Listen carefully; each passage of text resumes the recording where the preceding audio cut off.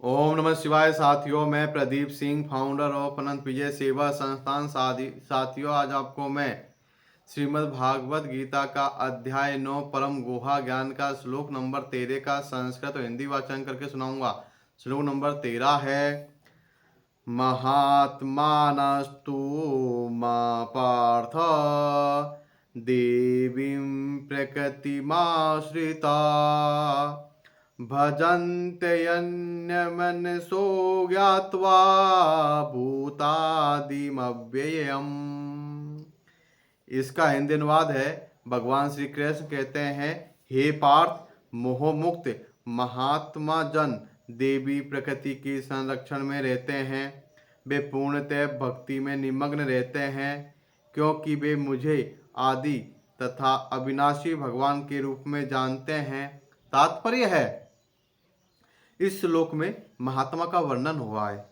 महात्मा का सबसे पहला लक्षण यह है कि वह देवी प्रकृति में स्थित रहता है, वह भौतिक प्रकृति के अधीन नहीं होता। और यह होना कैसे है, इसकी व्याख्या 7वें अध्याय में की गई है। जो भगवान श्री कृष्ण की शरण ग्रहण करता है, वह तुरंत ही भौतिक प्रकृति के बस से मुक्त हो जाता है। यही वह पात्रता है। जो ही कोई भगवान का शरणागत हो जाता है, वह भौतिक प्रकृति के बस से मुक्त हो जाता है। यही मूलभूत सूत्र है। तटस्थता शक्ति होने के कारण जीव जो ही भौतिक प्रकृति के बस से मुक्त होता है, त्यों ही वह आध्यात्मिक प्रकृति के निर्देशन में चला जाता है। आध्यात्मिक प्रकृति का निर्देशन ही देवी प्रकृति कहलाती है। इस प्रकार से जब कोई भगवान के शरणागत होता है, तो उसे महात्मा पद की प्राप्ति होती है।